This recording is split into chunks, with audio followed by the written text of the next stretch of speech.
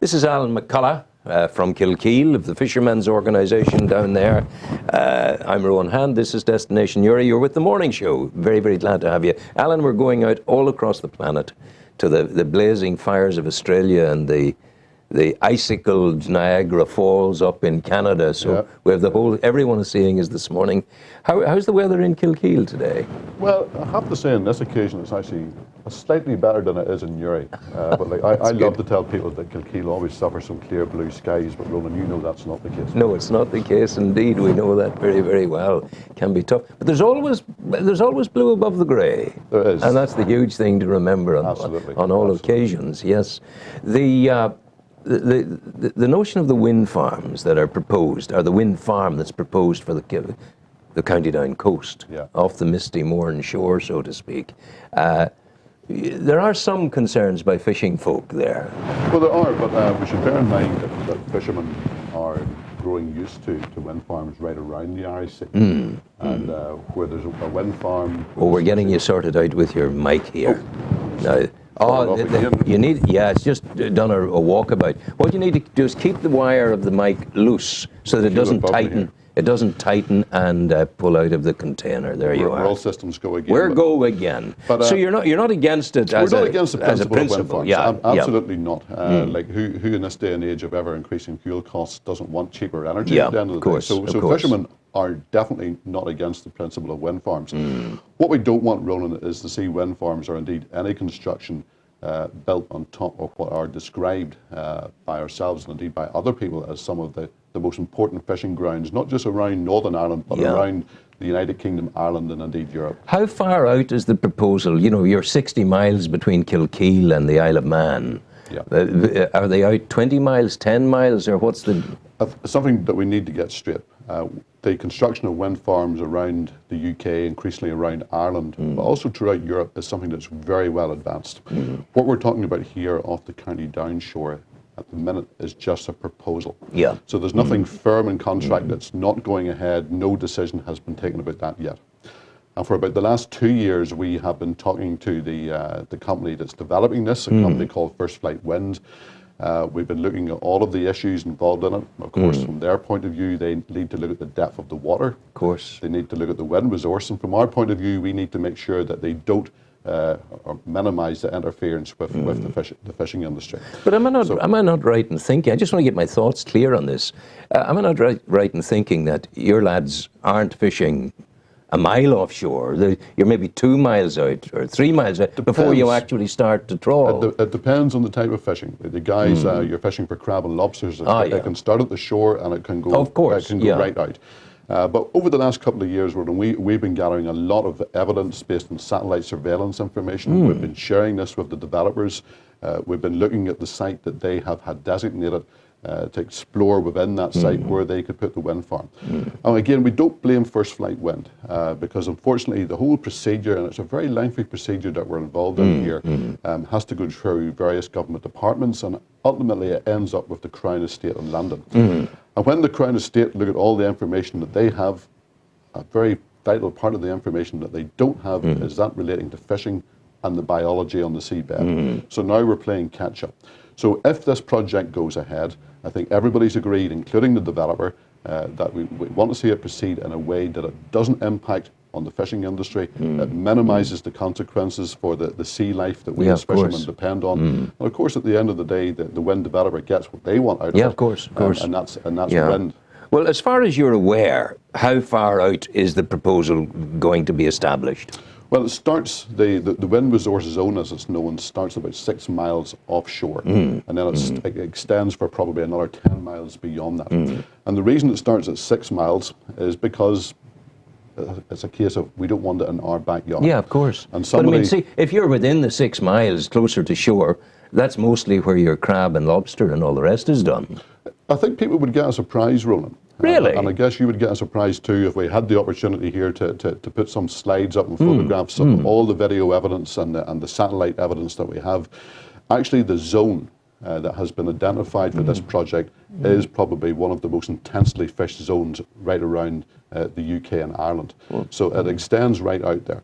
And my hope had been that we could identify someplace closer inshore, actually, that we could put it. But the problem is that when you come inshore, you lose the wind. Well, not only do you lose the wind, but it's the case that maybe those that like maybe to sit in their sun loungers when we get a nice day, they don't want to see their view spoiled by wind turbines. Yes, yes, of course.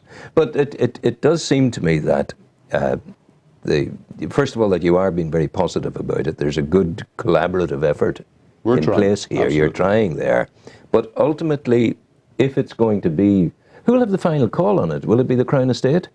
It'll be the Crown Estate, probably with various other government agencies. Within Northern Ireland here, the Department of the Environment, they're the big players. Yeah. And the process is ongoing. No final decision has been taken.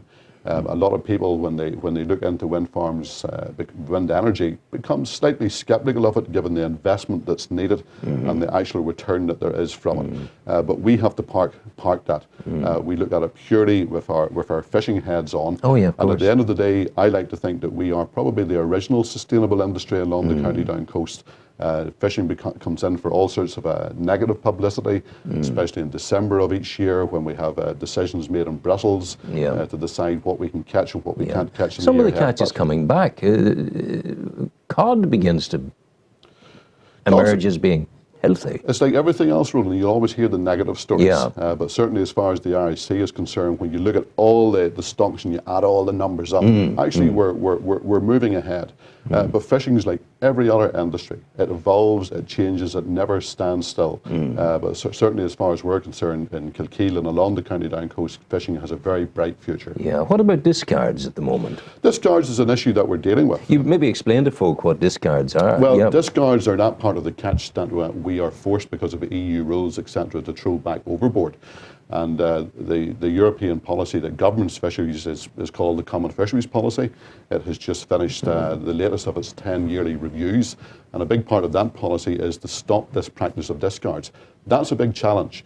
But I suppose the plus on that front is that even when we sat in Brussels back in December, Roland, and we had the EU Fisheries Commissioner, the top chief in Europe as far as fisheries is concerned, singling out the RIC, singling out Northern Ireland, and singling out our fishermen for being the most proactive in Europe in terms of dealing with the discard issues. Really? So that's something that we should actually be proud of. Okay, how do you deal with the discard issues? You either throw them out or you don't. Well, this sounds, maybe some people think this is a bit tongue-in-cheek, but it's not, and it's all to do with the size of the holes in your net. Yeah. And where you put bigger holes and the whole geometry and the design of the net. So we can do a lot through making sure that whatever comes into the net, that there's sufficient escape panels in it to allow the small stuff to escape.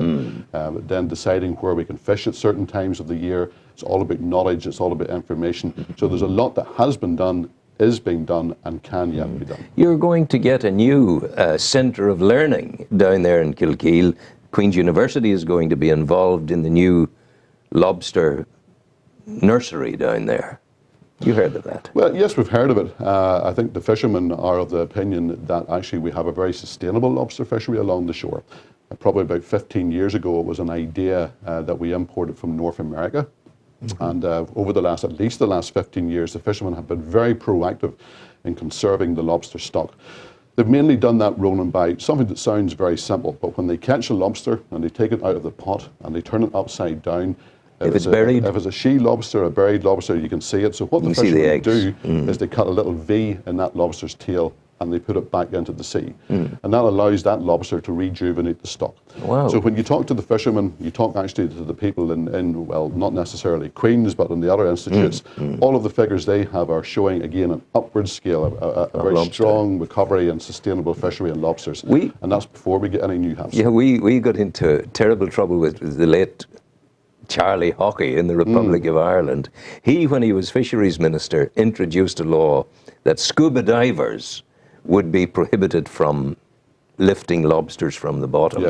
Now, the amount of lobsters that we ever would have taken from the bottom would have been minuscule in real terms, but it meant that lobsters got the affectionate nickname of Charlies from that moment on. Very good. It was always Charlies they were called, and we had that issue with, and I remember great place for lobsters was under the ships at Greenore Harbour, in the wall of Greenore Harbour. Have you dived yourself? I can barely swim, let alone dive. Now, there's a lot of people maybe around the harbour in Kilkeel would like to see me dive, but for other reasons that will not go into. I wouldn't have thought so. I wouldn't have thought so at all. But it's the sort of stuff that your fleet is fishing now. How far is the fleet going? The fleet, depending on the size of the vessels, Ronan, our fishing activity stretches from from the Norwegian sector of the North Sea to the Bay of Biscay. Wow! But 90% of our activity is in the RIC, and probably 90% of our activity is focused on one stock, and that's called the Norway lobster or the Dublin Bay prawn. Scampi and chips to most people here in Northern Ireland, but if you go into continental Europe, people love even going from here on their holidays to Europe, love to see these big langoustine on their plate. Yeah. So it's a very valuable product, a very sustainable product, and one that we would love to see promoted throughout Northern Ireland and indeed the rest of the world. Does it become scampi only when it's put in batter and then fried? There isn't a fish species known as scampi. Not necessarily. When the Dublin Bay prawn is caught at sea, is basically sorted into two categories depending on size. The whole animal is literally brought ashore as the whole animal, and that ends up in the most cases been exported from County Down, Kilkeel, right across Europe, to Italy, to Spain, to France. And indeed it's finding itself further afield now, and from North America to Dubai. The smaller animals, the tail is taken off them, and just that tail is brought ashore. It's put into the factories, and then the factories, they extract the meat from the tail, and that's ultimately what ends up as scampi. As scampi. I don't buy this stuff from the supermarkets because there's something that offends me about eating prawns that are farmed in Taiwan.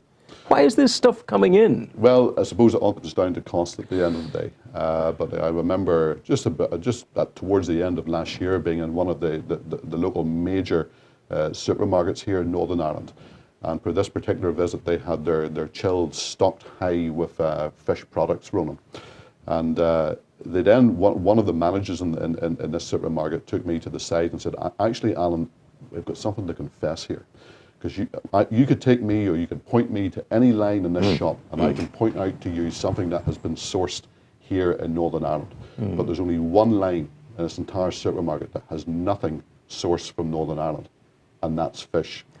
And that's an absolute shame and disgrace. Is it still the same? It's still the same. It's still the same. I'm obviously not going to name that supermarket. No. But there's nothing to stop us all using our eyes.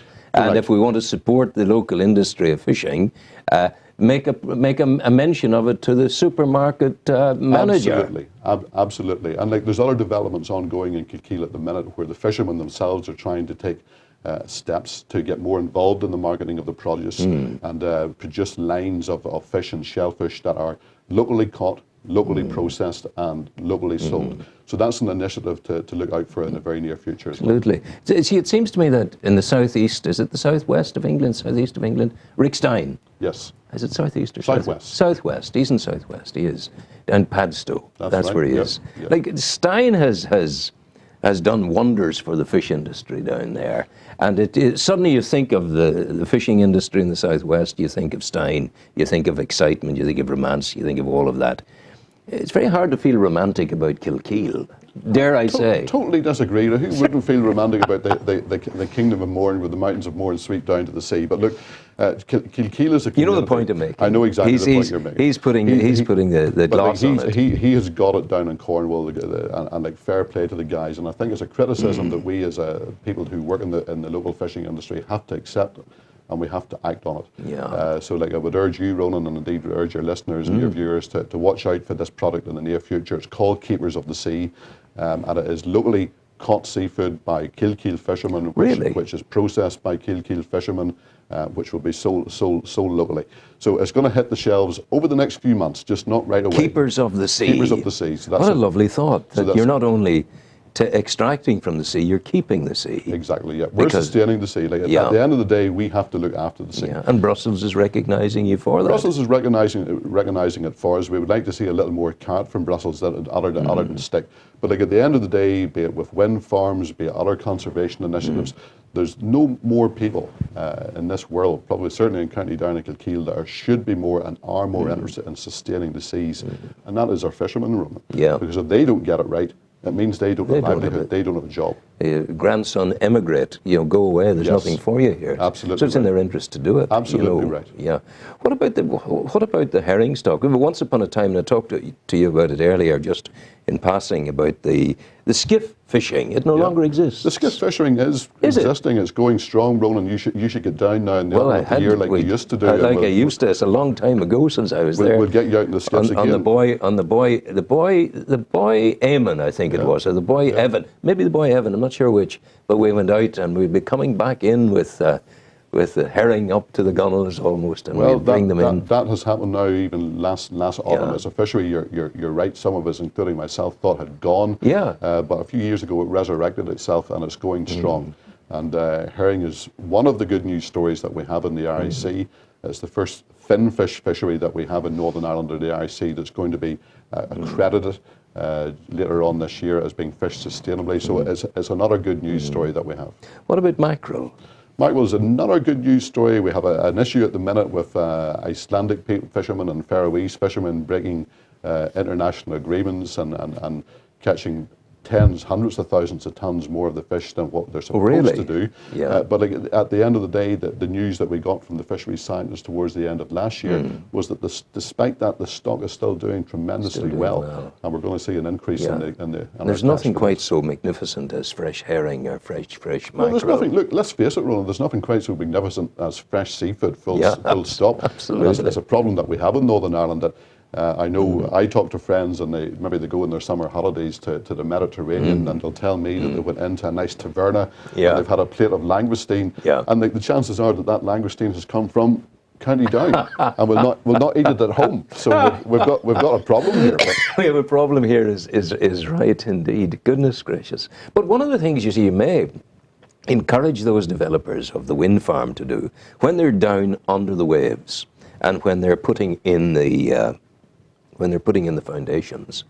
What about an artificial reef down there between the erections? In fact, that's what we don't want, because the developers have been made very aware, not by the fishing community, but by the regulators, that one of the things they must avoid doing at all costs is changing the composition of the seabed. And the seabed at the minute, especially where our langoustine, our prawns live, is basically they thrive in a muddy habitat. They're happy there. So what we don't want to do is, build turbines and then reinforce them with thousands of tons of rock around the base. Because that's actually changing the environment in which they live. Absolutely. And I think environmental change is the great crime of all. If we do that, who knows what we're creating? Well, that's right. It seems to me that there's a lot of lessons that we've learned from on land over the last few years, and increasingly as we look into the future are going to be applied to sea and to the sea and to the seabed. We have lessons to learn from there, and we should be very careful. Wind farms are good. You and I want cheaper electricity at the end of the day. Is it cheap? That's a question for another day. But certainly what I can't afford, what fishermen can't afford, is to see those constructions built in such a way that they totally undermine the sustainable business that is fishing. Yeah, and you guys are doing it well at the moment. I wish you well. Thank you very much. And you're welcome here anytime. If you're talking fish in the sea, you got a home here, I tell you. Appreciate that. Go out. Take care. All the best to you. Music, maestro, please.